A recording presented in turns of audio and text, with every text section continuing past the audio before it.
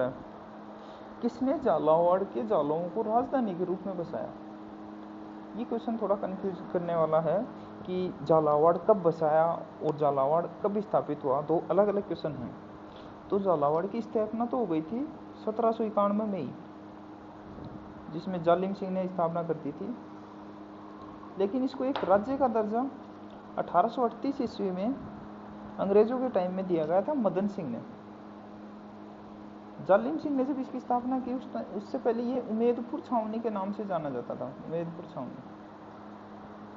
जब ये 1838 में मदन सिंह ने इसकी कर दी थी, तो इसमें राजधानी अगर पूछिए तो इसमें आंसर मदन सिंह ही आएगा, ना कि जालिम सिंह ऑप्शन में नहीं है, तो कंफ्यूज होने वाली जरूरत तो नहीं है। अदरवाइज जालिम सिंह ऑप्शन में होता तो भी मदन सिंह ही आता।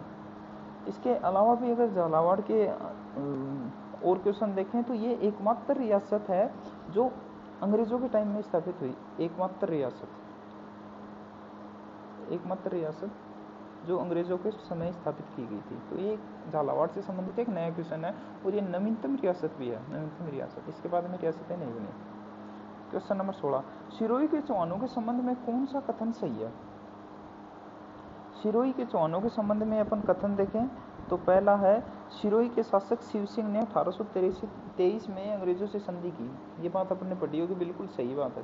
दूसरा, सिरोही के अंग्रेजों से संधि करने वाली राजस्थान की अंतिम रियासत है, अंतिम है। तो ये बात भी आपको पता ही होगी, सही है। लेकिन अपने दिमाग में क्वेश्चन आता है कि फर्स्ट कौन सी है फिर?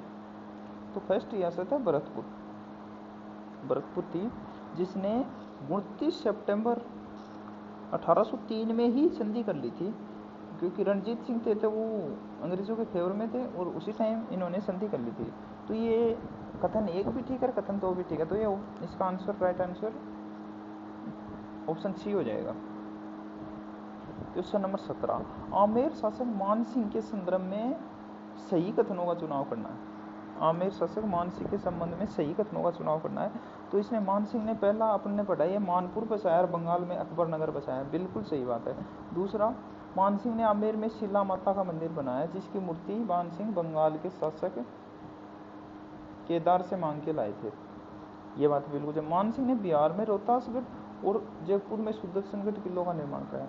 अब आपको पता है मान सिंह ने, इसका तो नहीं पता कि करवाया कि नहीं करवाया, लेकिन आपको ये कन्फर्म पता है कि जयपुर में सुदर्शनगढ़ का निर्माण माधो सिंह ने करवाया था। तो ये अपना ऑप्शन गलत हो जाएगा। तो था मान सिंह द्वारा वृंदावन में राधा गोविंद मंदिर का निर्माण करवाया था। ये बात आपको याद नहीं रही, लेकिन जो गोविंद देव जी मंदिर है, अपना गोविंद देव जी मंदिर है जयपुर में, इसका निर्माण भी मान सिंह ने कराया था। तो गोविंद देव जी से आप याद रख सकते हो, राधा गोविंद का भी सिंह कराया। तो अपने हो जाएंगे, पहला ठीक है, दूसरा ठीक है, चौथा ठीक है। तो ऑप्शन 1, 2 और 4, अपना ऑप्शन 1, 2 और 4, तो ऑप्शन नंबर 2 राइट आंसर हो जाएगा। क्वेश्चन नंबर 18, निम्नलिखित में युद्धों में कालक्रम अनुसार व्यवस्थित कीजिए। तो कालक्रम अनुसार तो अपन तभी व्यवस्थित कर सकते हैं जब अपने को इनका कालक्रम पता हो। तो कालक्रम के लिए अपना पहला है बगरू का युद्ध। बगरू का युद्ध है वो हुआ था ईश्वरी सिंह और उनके भाई थे माधो सिंह, उनके बीच में। ये हो गया था 1748 में। राजमहल पड़ती है टोंक में जगह और बगरू पड़ता है जयपुर में। राजमहल टोंक में पड़ती है। इसका ये हुआ था ईश्वरी सिंह और माधो सिंह के बीच में, और ये हो गया था 47 में ही। जब ये 47 में ईश्वरी सिंह और माधो सिंह लड़े तो इसमें ईश्वरी सिंह जीत गया था।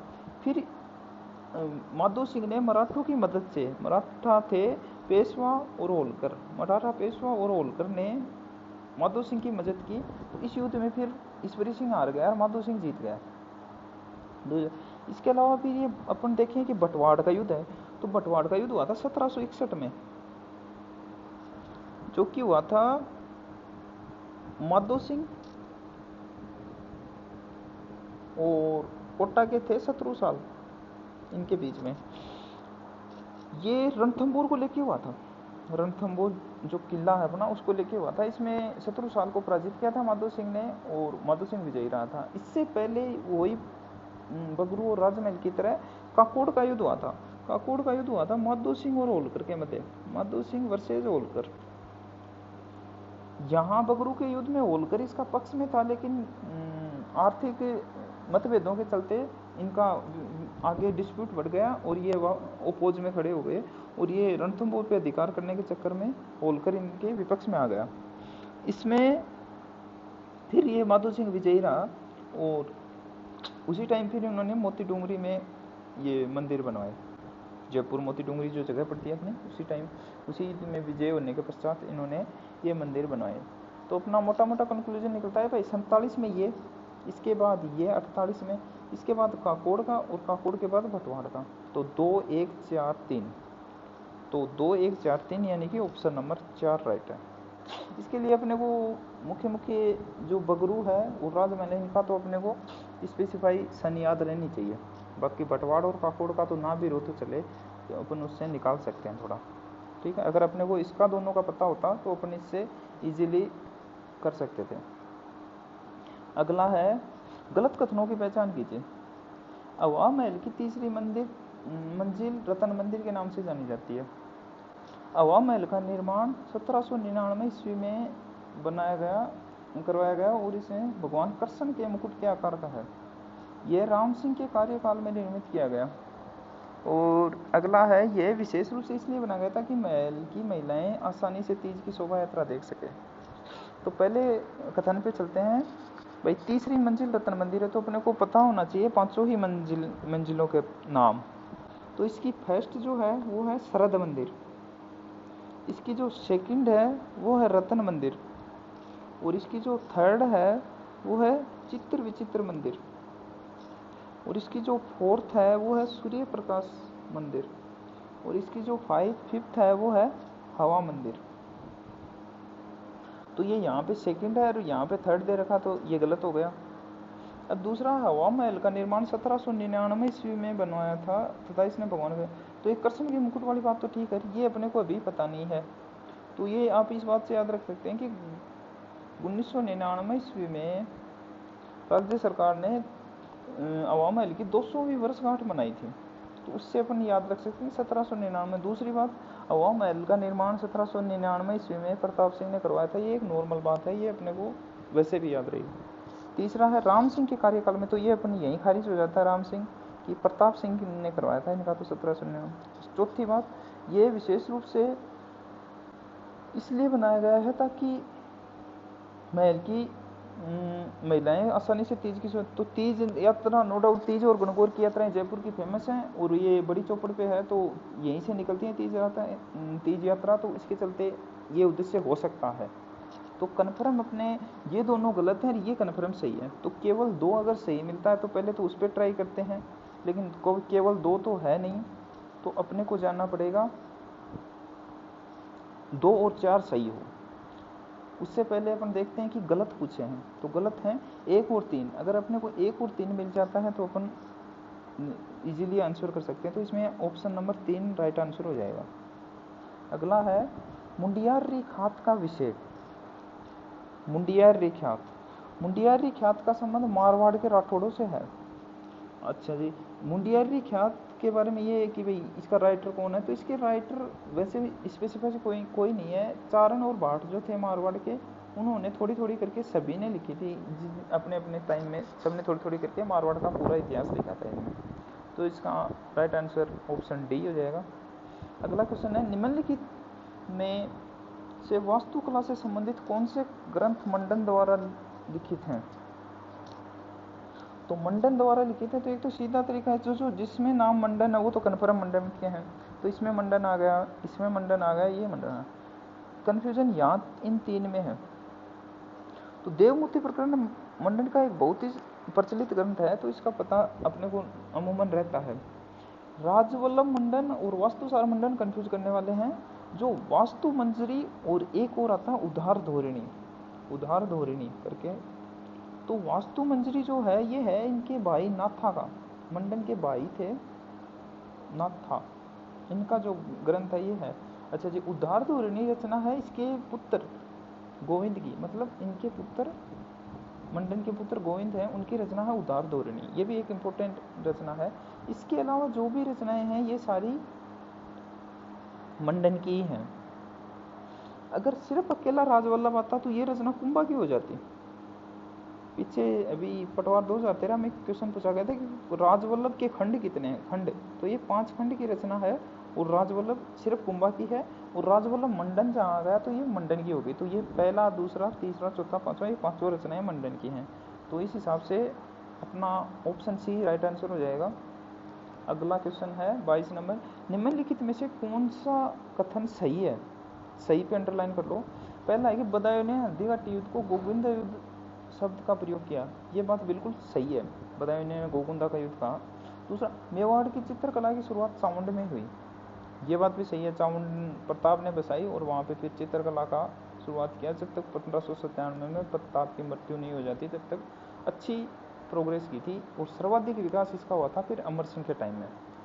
दिवेर के युद्ध में मेवाड़ का मैराथन कहा जाता है, ये बात भी सही है। मैराथन क्यों कहा जाता है कि दिवेर का युद्ध रुक रुक के लंबा टाइम तक चला था, और वो उसी तरह जैसे मैराथन मतलब लंबी दूर की होता है। तो इसमें पहला ठीक है, दूसरा भी ठीक है और तीसरा, तीनों ऑप्शन कौन से में सही है वही इसका राइट आंसर हो जाएगा। तो ये है ऑप्शन नंबर डी। अभी अगला है 23 का प्रश्न, हमीरदेव चौहान। हमीरदेव चौहान एक रणथंभोर का चौहान शासक था जिसकी पुस्तकों के बारे में बताया है। तो अपने को नॉर्मली हमीर रायण और हमीर बंधन के बारे में अपन कम पढ़ते हैं, लेकिन हमीर महाकाव्य, हमीर रासो एक सर्वप्रचलित बुक है। तो पहले हमीर महाकाव्य है नैनचंद सुंदी का, और हमीर रासो है जोधराज का। यहाँ आके अपन कंफ्यूज होते हैं। तो ये हमीर रायण जो है ये पांडव व्यास की है, तो मैं ये रायण से अपने को पांडव जोड़ के इस तरह से याद करना है। और हमीर बंधन जो एक नई बुक है ये अमृत कैलाश की है। तो इस तरह से ये इसमें पहले में एक ये सीक्वेंस से ही है, तो ये इसका राइट आंसर हो जाएगा ऑप्शन नंबर 3। अभी अपना अगला क्वेश्चन नंबर 24 है, निम्नलिखित में से पुरंदर की संधि से संबंधित सत्य कथन है। अब पुरंदर की संधि से संबंधित अपन सत्य कथन जब भी पता कर सकते हैं जब अपने को पुरंदर की संधि के वो पता हो कि पुरंदर की संधि में आखिरकार शर्तें क्या थी। तो पुरंदर की संधि की शर्तों को देखने के लिए अपने को सबसे पहले पुरंदर की संधि की शर्तें देखनी पड़ेंगी। तो पुरंदर में पहली शर्त तो ये थी पुरंदर की संधि की कि भाई राघोबा की जो अंग्रेजों ने राघोबा को शरण दी थी, राघोबा को अंग्रेजों ने शरण दी थी, तो उस पर खर्च हुआ था कुछ लगभग 12 लाख करके, तो वो एक तो वो देना है। दूसरा, सूरत की जो संधि हुई थी, सूरत की संधि उसको रद्द कर दिया। तीसरा, राघोबा जो था जो अंग्रेजों का शरणार्थी था, उनको 3,15,000 की पेंशन देनी पड़ रही थी। इसके अलावा राघोबा अब कोई सेना नहीं रखेगा, राघोबा के सेना नहीं रखेगा। इसके अलावा युद्ध में अंग्रेजों ने जो क्षेत्र प्राप्त किए वे अंग्रेजों के पास ही रहेंगे। भाई युद्ध में जो क्षेत्र जीत लिए मराठों से, युद्ध क्षेत्र वो भी अंग्रेजों के पास ही रहेंगे। इस तरह से ये तीन चार शर्तें थी। इनमें से जो ये आ रही हैं उनको अपन मैच कर लेंगे, अदरवाइज बाकी निकाल लेंगे। तो इसमें पहला ये है कि शिवाजी ने गोलकुंडा के विरुद्ध मुगलों की सहायता करेंगे, तो ये कहीं शर्त में मेंशन नहीं है। अच्छा, शिवाजी ने 35 में से 32 किले मुगलों को सौंप दिए। जब अपनी युद्ध क्षेत्र अपने पास रख रहे थे तो सौंपने जैसी कोई बात नहीं थी, तो ये बात भी गलत है। इस संधि के समय इतावली यात्री निकोल मनुची उपस्थित था।